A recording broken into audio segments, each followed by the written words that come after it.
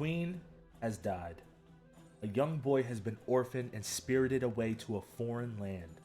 Saved by Joseph, a noble, loyal knight to the queen, Elaine, the young boy, has now turned into a young man. Given the unicorn ring that was worn by his mother, Elaine sets out to reclaim his land, the land that is his birthright.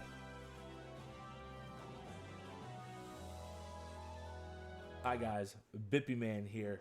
Now, Unicorn Overlord is an RTS game that I personally have been loving since the start. Now, I've never played an RTS game before, but I've played games that are similar. Fire Emblem, Disgaea. I know they're not real time, but they're still strategy games. And I tried those games out, loved them as a kid, so I knew I was gonna love Unicorn Overlord, and I'm really glad that I was right. Let's hop into this review. We're gonna break this review down into three different parts. Now, the three different sections we're gonna break this up into are the story, the voice acting and music, and the gameplay. Oh, and by the way, if you like reviews of obscure games like this, or you like fighting gameplay, you like Call of Duty, first person shooters, I do it all. Come back to the channel, subscribe, hit the notification bell so you're always notified and you're not left out of the Bippy gang. Now, Unicorn Overlord has a fairly simple story. The orphan child that has to reclaim his land and avenge his mother from the evil Galerius, right? We've all heard a story like this before, but Unicorn Overlord actually turns this simple trope into a skillfully woven story. In Unicorn Overlord, you constantly meet new people who want to join the Liberation Army, the army that Elaine leads. You don't just casually beat these people in combat to recruit them. Sometimes you have to talk to them with a specific character in battle, or you have to spare their lives after the conflict, but that can also cause problems if the person is, more shady. And it really does feel like every character you meet knows someone who has previously joined the Liberation Army. You're always watching precious conversations and events happen between characters, which makes the story come alive. An example between characters which makes the story come alive is when Travis met his sister Burgentine. Now, Burgentine was a general for the opposing army, but she defected, and Elaine was able to recruit her during a mission. Travis previously mentioned that his sister and him didn't really have a great relationship. Travis was right. When he met his sister again, they got into a huge argument. Running in opposite ways, they both were mad at each other. But explosive interactions like this pay off when it's foreshadowed throughout the game. And that's why I think this game really did have a great story. Everything was just so cohesive and it was all put together nicely. You could tell that they really did take their time crafting this story and just crafting the characters as well. I mean, there was points where I was actually like gasping out loud because something that I didn't expect to happen happened, or maybe, I killed somebody earlier in the story and I regretted it because they actually weren't the person that I thought they were. So, Unicorn Overlord, it just has such a great, skillfully woven story. Now, I would say for story, we're going to go 8.5 out of 10. The voice acting and music. So many characters, so many voices. Unicorn Overlord doesn't hold back either. The voice actors are just amazing. Now, every line of text in the game isn't spoken, but enough of the game has cutscenes and voice acted dialogue to where I was fully entertained. This game has a very grand type of music. Think of any war movie where the army is marching upon the enemy territory. The horns, the drums, the random string instruments, all combining into music that just embodies war. Unicorn Overlord's music makes the siege fun and exciting, though. You might not like taking heads and names, but you definitely will enjoy the background music as you do it. The voice acting is complemented by the music and the sound effects. Cutscenes in UO are filled with emotion and lore. Silly interactions between characters also occur and help teach the backstory to your favorite couples, ex-couples, and random friendships that you maintain.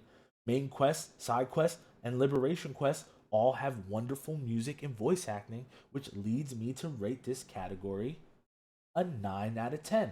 I personally think this game has spot on voice acting, and the music really does back it up with some powerful tracks that just get you out of your seat, ready to march, ready to hit somebody with the spear, ready to slash somebody with the sword. I mean, this might be a RTS game, but it is gonna get you out of your seat. The gameplay. I've talked briefly about the gameplay in Unicorn Overlord, but now let's dive deeper.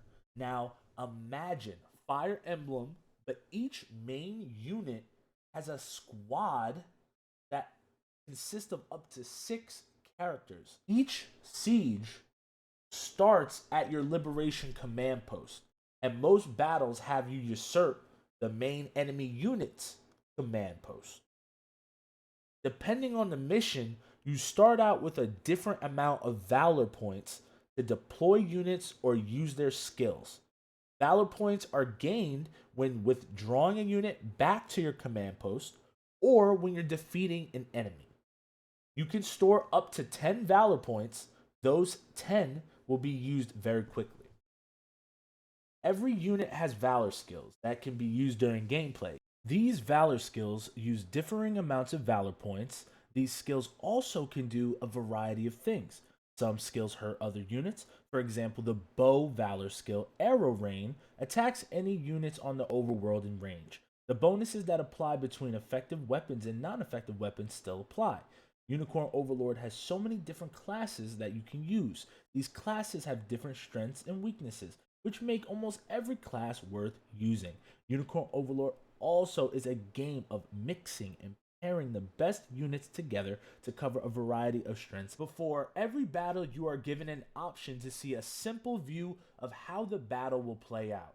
If another ally unit is close to the ally being attacked or attacking, you can exchange which unit you would like to battle with. The battle, organize, and item option will appear whenever a battle starts. Battle commences the fight, which will play out almost always how the previews say it will. The organize option lets you rearrange your character positions in case you think a different formation will be better. The formations are shown on a 3x2 grid, 6 total characters once you unlock the character slots. The item option is a game changer though. The items in this game can skew battles by a large margin.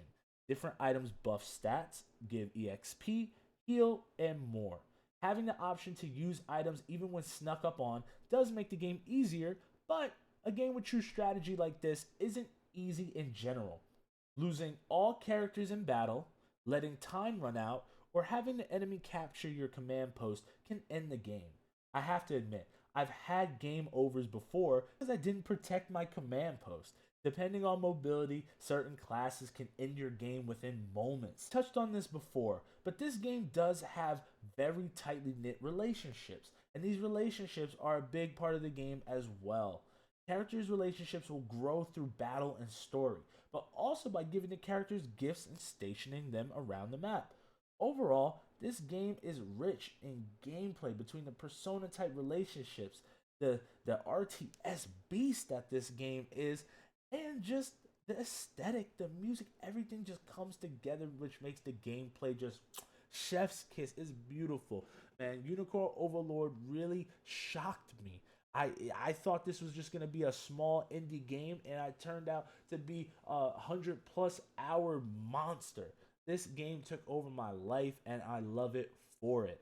For the gameplay, we're gonna go 9.5 out of 10.